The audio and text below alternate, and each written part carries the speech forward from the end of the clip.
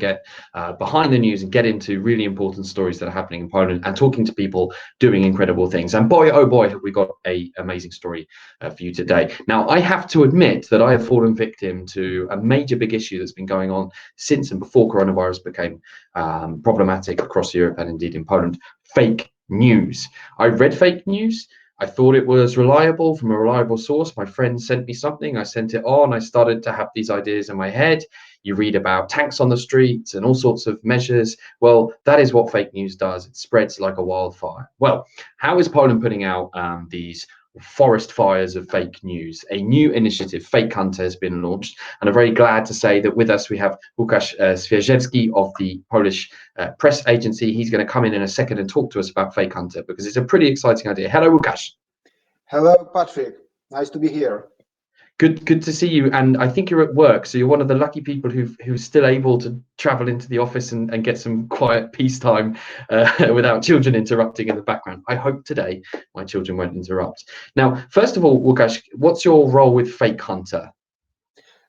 I'm a member of the board of a Polish press agency, and the Polish press agency is one of a creator. We came up with this initiative together with GovTech, is a public entity that was created to facilitate innovation in a public sector. So we, together with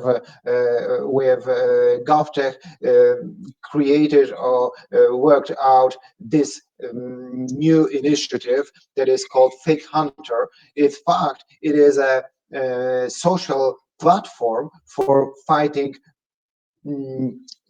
fake news in a public sphere. Well, before we get on to how it works, I've already tried to report some fake news and I've had a look at your reports. It is remarkably easy. Let's just talk about the problem. Is fake news a problem? What is the stupidest or most ridiculous or most outrageous piece of fake news that's come across your computer screen in the last few weeks? Because there's been all sorts of ridiculous things.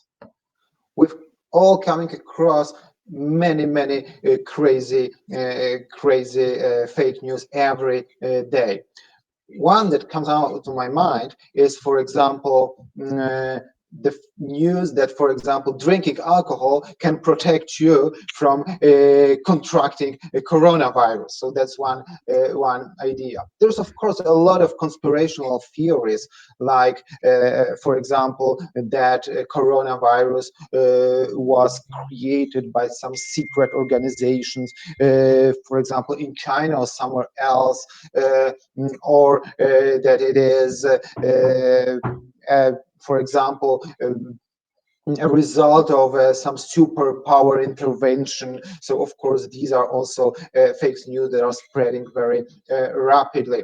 Of course, there are also some information about the link between coronavirus and technology. For example, I came across the idea that 5G networks can spread the coronavirus because it is linked, coronavirus and 5G network, because in fact 5G network was set in China, in this province. Yes. Shortly before the outbreak of coronavirus epidemic. So that's why some crazy people crafted this fake news that it is somehow interconnected. And just to be clear, in the UK, I've seen multiple accounts of people burning down 5G masts because they believe it's got some connection to coronavirus. It seems illogical until you realize that actually when you read this stuff, it's very often it's medical, it's scientific, it's pretty convincing fake news. I mean, that's why it's fake news. Where is this fake news coming from, Łukasz? I mean, just trying to go behind the story here, especially in Poland. I saw reports that there were going to be tanks on the streets a couple of weeks ago. People were saying, this Warsaw is going to get locked down, martial law like it was 1981 all over again. Where does this come from? Do we have any idea, or is it literally just sort of pranksters and, I don't know, teenagers or something trying to play a funny joke by warning people that they should drink warm water every 5 minutes or something? In fact, it is very difficult to trace the original source, the first source of a fake news. Now there are some efforts to craft, to prepare software that could track the, let's say, the spread of the fake news, just to be able to detect the first source, the place that where it all started. But it is very difficult. Sometimes it is created just for fun by some teenagers or people that have this crazy idea. It's very difficult to track it, because there are many sources, and in fact it is the crucial thing is to detect it early, on the very early stage, and then prevent the spreading of the fake news. And that's why the mass participation in the effort in fighting fake news is so crucial to do it effectively. And that's why the idea behind our initiative is to engage the people, readers of the internet, people that browse internet every day, and now they do that very intensely because they are locked at home, and they do that instantly, just to send us these fake news that they come across at the very early stage of their spread. So that's why our initiative is based on 3 layers. The first layer of the initiative, we invite people to install app to their browsers from our webpage, that is fakehunter.pap.pl. We see that on the screen. And if you have that app in your browser, whenever you come across the fake news, you can send it to our platform. So that's the first step. And we invite everybody to participate in this effort. It is free for everybody. Then the second layer of our initiative is our community of volunteer fake hunters, volunteer people who voluntarily verify fake news. So it's a very important part of our initiative. We now have gathered the group of 200 people who do it for free, and they verify the information that are sent by people who install the app. And the third layer is the group of professional journalists from PAP, from our news agency, that finally verified particularly the most sensitive fake news, just to be sure that all our verdicts are trustworthy, reliable, and follow the rules of professional fact checking. Of course, and it is the whole process is innovative, because frankly speaking, I don't know any other initiative like that. So it is something new. We hope it is an experiment, but we hope that it will work well. Now, I think that of course we will work a lot, because now we are in a very initial stage, but it is something new. We were able to engage a lot of people. I'm sure that we will engage much more, and we will see how it works. So guys, this is super easy. I did it literally in less than 15 seconds, exactly as Łukasz has just outlined. You install an extension in your browser. You guys have got Chrome and Firefox at the moment. Yeah. And once you have that extension, it is quite literally as simple as selecting the text from the website that you've got and highlighting it, and then just clicking on the extension at the top right hand corner of your browser, and then you send the email address that you have, so you can get a response to your fake news information, and then also you describe why you think it's fake news. So there's a couple of steps, but it literally could not be easier. So if you spot fake news anywhere on your computer, you're able to send it straight away to this 2-layer process. And shouts out, guys, to these volunteers who are giving up their time free of charge from their own volition to help this fight against fake news. Who are these heroes, Łukasz? Who are these volunteer heroes helping to fight this ridiculous plague? Oh, it's very difficult to say who they are, because there are various people from all over the country and also from abroad, because there are also some English-speaking individuals who engage in our initiative. So, in fact, I don't have any given profile of the person that engage in our initiative. In fact, there are people like we, people who care and who try to who eagerly engage in an initiative which can somehow change the world. I know is a big word, but still I think that we do something exceptional that is important for our common safety. Yes, I mean, information is power. Information can change the world. Information causes people to buy thousands of rolls of toilet paper that they don't actually need and probably still haven't even finished from 3 weeks ago. I mean, we both laugh about it now, but that was fear based on information traveling around and people burning masks as we speak in the UK. I get the sense that Polish people are pretty switched on, pretty disciplined, and pretty not prone to panicking. I think we saw that in that early period, but nonetheless these messages can really change lives, and I personally want to give a huge thank you to those people. Is it possible to be a fake hunter? I also send them my heart. Is it and of course possible to be a fake hunter? I mean, to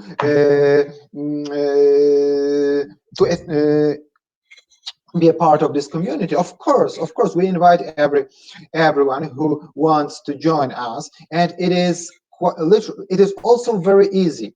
You just have to fill the form that you can find at the same page, and when you fill the form, you send it to us and wait a little bit because there is a necessary verification. And then we will invite you to our community, to our group, and then you will gain access to our social platform. And there, if you decide to verify fake news, you have to prepare a report, and of course previously you are trained how to do that. There are online webinars that can to learn to teach people how to every necessary procedures that are necessary to verify the fake news. And then you verify, you prepare the report, because it is very important to stick to the rules of professional or semi, in that case of, but I think this is professional fake hunter job.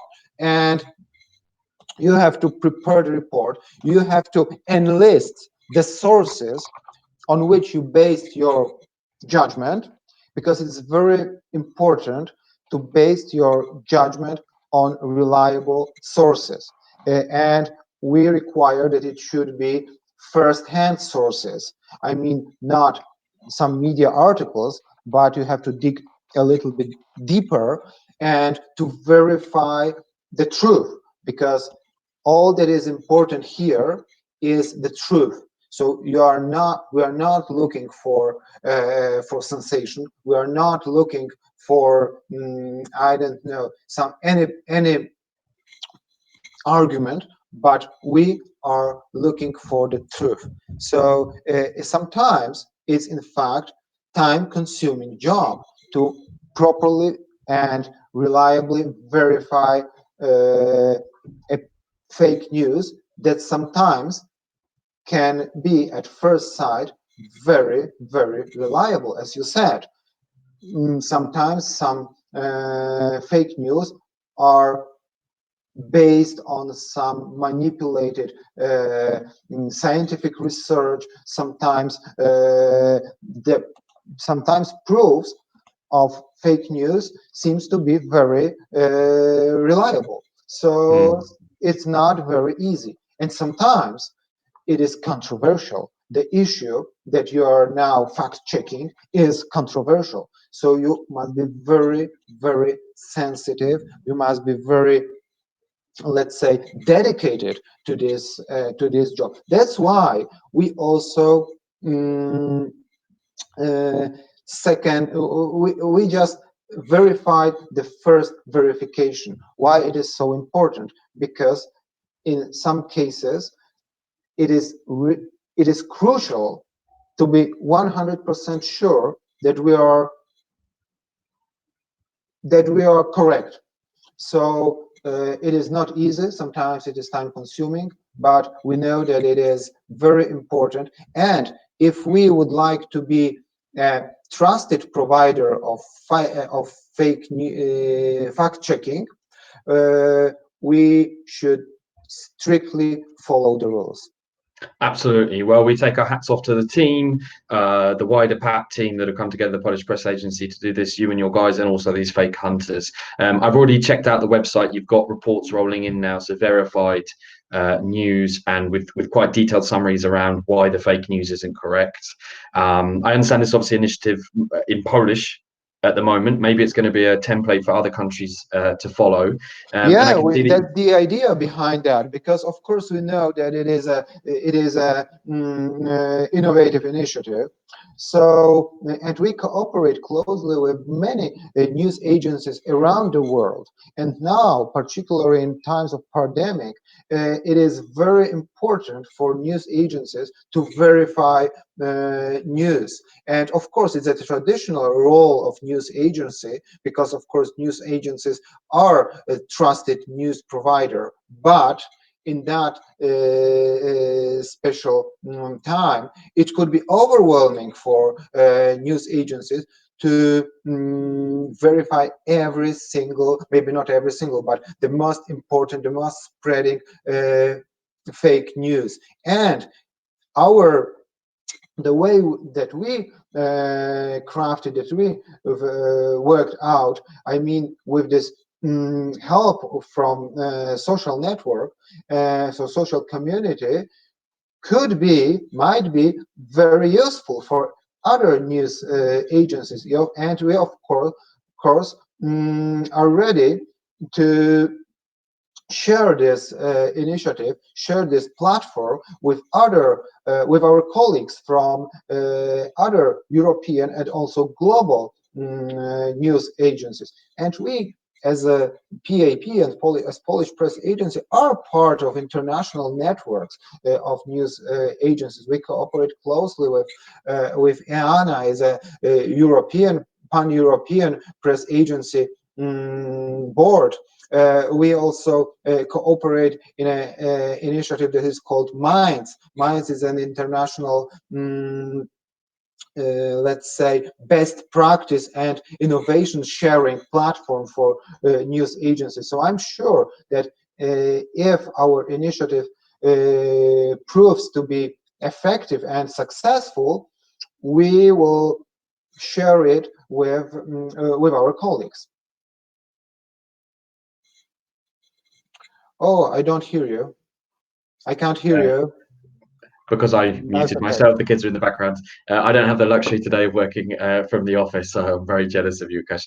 I'm struck by some of the reports. The reports are already on the website. They're worth reading in themselves. For example, the Warsaw Mayor, Rafał Trzaskowski, was misquoted, talking about this. The facts said it straight. Another thing that shocked me, actually, was that the rumours that this whole virus thing has started in this so-called wet market in the Hubei province of the city of Wuhan. Actually, the fact checkers have documented that is not yet clear. This is something that I thought was already accepted. So there are things that you may think are accepted truths that actually the FakeHunter website, or the FakeHunter website, will show you really aren't.